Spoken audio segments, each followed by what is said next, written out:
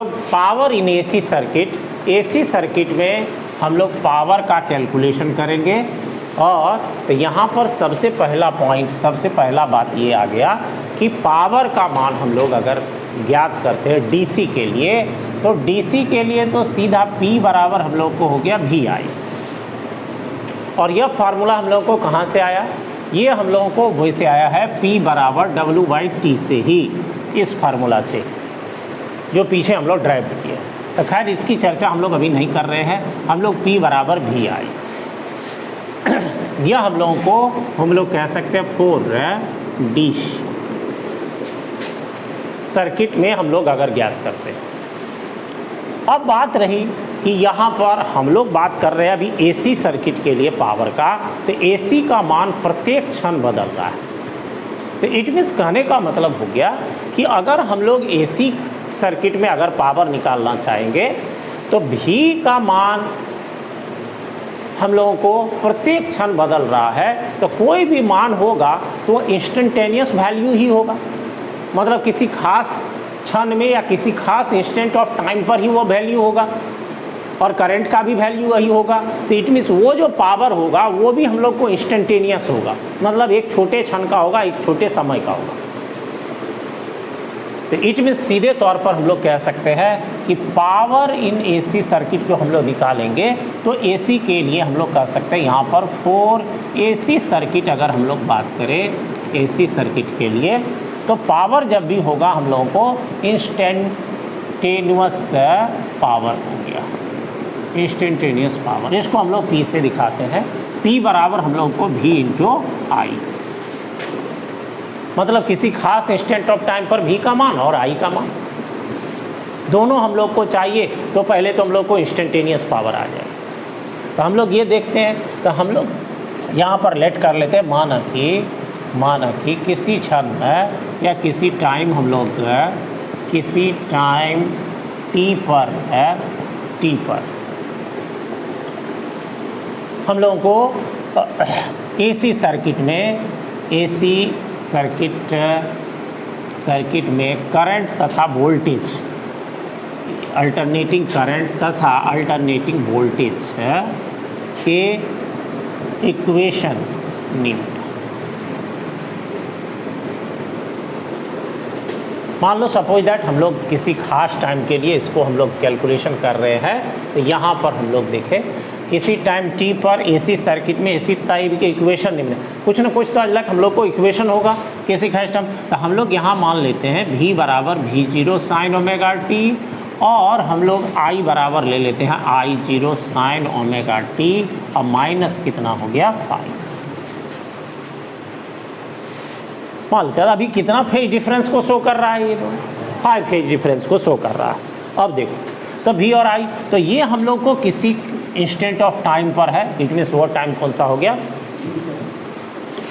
तो हम लोग अभी पावर जो निकालेंगे तो यह पावर तो हम लोग को इंस्टेंटेनियस पावर ही होगा। तो इंस्टेंटेनियस पावर P बराबर VI है। तो हम लोग P बराबर यहाँ V के जगह V0 sin ओमेगा t, और फिर हम लोग यहाँ I के जगह लिख सकते हैं I0 sin ओमेगा t, और माइनस हम लोग कितना 5, इतना हम लोग लिख रहे हैं। अब देखो तो हम लोग यहाँ जो इंस्टेंटेनियस पावर कैलकुलेट कर रहे हैं वो पावर P बराबर हम लोगों को यहाँ V0, इस I0 को भी हम लोग इधर ही ले आते हैं, गुना में I0 हो गया, V0 × I0। अब रहा साइन ओमेगा t, तो यहाँ है ही, और उसके बाद यहाँ पर फिर देखो साइन हम लोग को ओमेगा t है साइन ओमेगा t -5। तो साइन ओमेगा t -5 इसको हम लोग साइन A - B के फार्मूला पर तोड़ सकते हैं। तो यह हो जाएगा हम लोगों को यहाँ पर फिर sine A × cos B minus cos A × sine B, इतना हो जाएगा। ये फार्मूला तुमको याद रखना। अब हम लोग को P बराबर जो टर्म्स आया है उसके अकॉर्डिंग इस इक्वेशन को अगर हम लोग तोड़ते हैं तो देखो V0 I0। अब ये साइन ओमेगा t को हम लोग ब्रैकेट को हटा करके मल्टीप्लाई करेंगे, तो sign omega t sign omega t, it means ये हो गया साइन स्क्वायर ओमेगा t, और इनटू हो गया cos फाई। ठीक है। अब देखो माइनस यहाँ पर cos ओमेगा टी है, तो हम लोगों को फिर ये V0 I0 तो रहेगा ही, या इसको हम लोग ब्रैकेट ही यहाँ शुरू कर दें, सिर्फ साइन ओमेगा टी को हम लोग मल्टीप्लाई करते हैं, क्योंकि फिर तो V0 I0 दोनों टर्म में है, तो दोनों तो फिर हम लोग को कॉमन आ ही जाएगा। तो यहाँ पर हम लोग फिर लेते हैं cos ओमेगा टी, और यहाँ पर साइन ओमेगा टी है, तो cos omega T into sine omega T into क्या हो जाएगा साइन फाई। देखो अब यहाँ पर तुम अगर देखोगे तो चूंकि हम लोगों को 2 sign A into cos A बराबर होता है साइन 2a, ये फार्मूला है। अगर इस फार्मूला का हम लोग अप्लाई करना चाहते हैं इस प्लेस पर, यहाँ पर, तो देखो sign A into cos A into sine ए तो है, लेकिन यहाँ 2 नहीं है, तो वो अगर ले आएंगे तो हम लोग को फार्मूला पर यह आ जाएगा और टर्म हम लोग को स्टेप छोटा हो जाएगा। तो हम लोग यहाँ पर P बराबर लिख सकते हैं V0 I0 और sine square omega T into cos phi, और माइनस फिर यहाँ हम लोग 2 से गुना करके 2 से भाग देते थे, टर्म हम लोगों को इस्टेब्लिश है वही है। इट मीन्स यहाँ पर हम लोग को cos ओमेगा टी इंटू हो गया साइन ओमेगा टी इंटू हो गया तुमको साइन फाई। अब देखो, अब यहाँ पर तुम अगर यहाँ बात करते हो तो ये वाला टर्म जो है तुम ध्यान से देखो, 2 sign A into cos A इसको कर सकते हैं, तो सीधा हम लोग को यह टर्म आ जाएगा P बराबर V0 I0 sine square omega T into cos phi, और माइनस हाफ तो रहेगा, और ये दोनों 2 सहित फार्मूला में आ गया, तो 2 सहित फार्मूला में आ गया, तो ये हो गया साइन 2 ओमेगा टी और इंटू क्या हो गया साइन फाई। देख रहे हो। अब जो रिलेटेड हम लोगों को अभी टर्म आया है, यह P का वैल्यू तो ज़रूर है, लेकिन ये P हम लोगों को इंस्टेंटेनियस वैल्यू है, इट मीन्स किसी खास क्षण का। लेकिन अगर एक कंप्लीट साइकिल की बात करें तो सबको ग्राफ से मालूम ही है कि जो अल्टरनेटिंग करंट और वोल्टेज का हम लोगों को, जो अल्टरनेटिंग करंट और वोल्टेज का इक्वेशन है, इस पर हम लोग V और I को दिखा रहे हैं। ये हम लोग को सपोज दैट V का V0 साइन ओमेगा टी का ग्राफ है, और ये हम लोग को I का है। अभी सेम फेज में हम दिखाएं, तो अभी तो हम लोग को इतना तो क्लियर हो रहा है कि अल्टरनेटिंग करंट का जो मान है वो प्रत्येक क्षण क्या हो रहा है, बदल रहा है, ए बी हो या ए सी, प्रत्येक क्षण बदल रहा है। और अगर हम लोग इस मान को एक कंप्लीट साइकिल मतलब एक टाइम पीरियड में निकालना चाहे, तो इस तरह का बहुत सारा मान एक चक्र में आएगा। तो अगर एक चक्र के लिए हम लोग पावर का मान निकालना चाहेंगे तो हम लोग को जब भी निकलेगा या तो औसत मान ही निकलेगा, क्योंकि यहाँ एक मान नहीं, हम लोग कह सकते हैं मेनी ना बहुत सारा हम लोग को वैल्यूज़ है।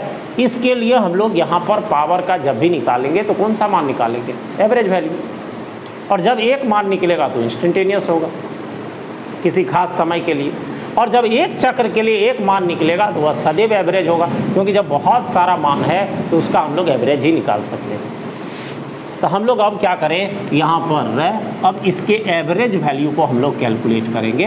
पहले इंस्टेंटेनियस वैल्यू को लिख लें सब, या इंस्टेंटेनियस यहाँ पर तो AC और AB का इंस्टेंटेनियस वैल्यू का इक्वेशन हो गया। यह उस चीज़ को भी अगर जो चाहो समझने के लिए लिख सकते हो वहाँ पर, क्योंकि खास इंस्टेंट ऑफ टाइम पर लिए हैं तो उस चीज़ को भी दिखा सकते हैं।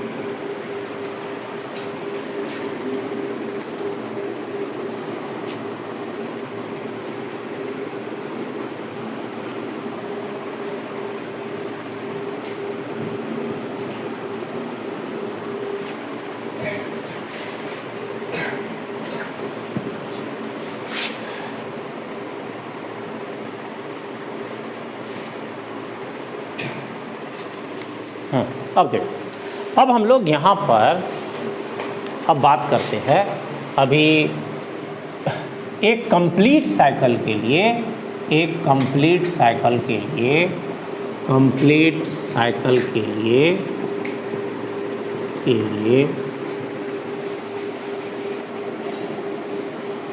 एवरेज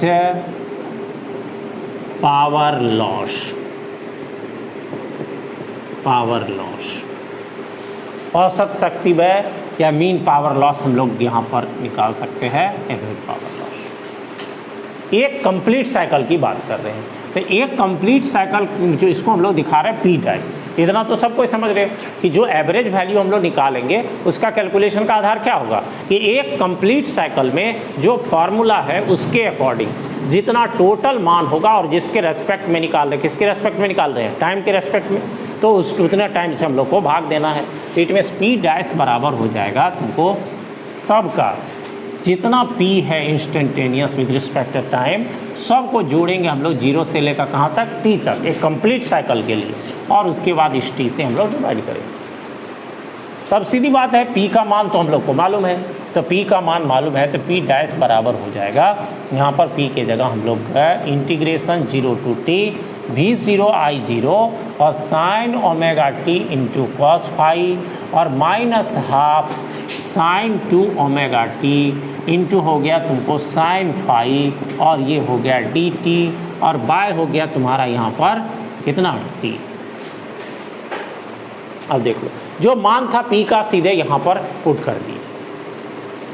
अब बात रही ब्रैकेट को हम लोग यहाँ पर तोड़ेंगे तो dt से 2 टर्म हम लोगों को हो जाएगा और बीच में माइनस, तो हम लोग दोनों टर्म को यहाँ पर अलग अलग कर लेते हैं। पहला टर्म हम लोगों को हो गया इंटीग्रेशन 0 to t और ये v0 i0 जो है वह तो हम लोग को कॉमन आ ही जाएगा। अब हम लोग को यहाँ sine omega t into cos phi और इंटू dt अब बाई t और फिर माइनस यहाँ पर इंटीग्रेशन 0 to t और v0 i0 तो यहाँ भी आ जाएगा और यहाँ हो गया फिर sine 2 omega t into sine phi और तुमको अब इसकी ज़रूरत नहीं है हम लोगों को साइन फाई इंटू क्या हो गया dt और बाय हो गया यहाँ भी क्या t। दोनों टर्म को अलग अलग करके लिख दिए, देख लो दोनों टर्म्स को अलग अलग करके लिख दिए। अब इतनी बातें पहले सबको समझना होगा, इंटीग्रेशन का टर्म कौन सा होगा, किस टर्म का इंटीग्रेशन होगा, तो उसको हम लोग कहाँ से पहचानेंगे, इस dt से, कि हम लोग देखते हैं d के साथ हम लोगों को कौन सा टर्म है, टाइम। तो अब जिस टर्म में t वाला हम लोग को टर्म इन्वॉल्व होगा सिर्फ उसी का इंटीग्रेशन होगा, तो t वाला टर्म सिर्फ इसमें इन्वॉल्व है, इसमें नहीं है, ये हम लोग को इंटीग्रेशन साइन से बाहर हो जाएगा।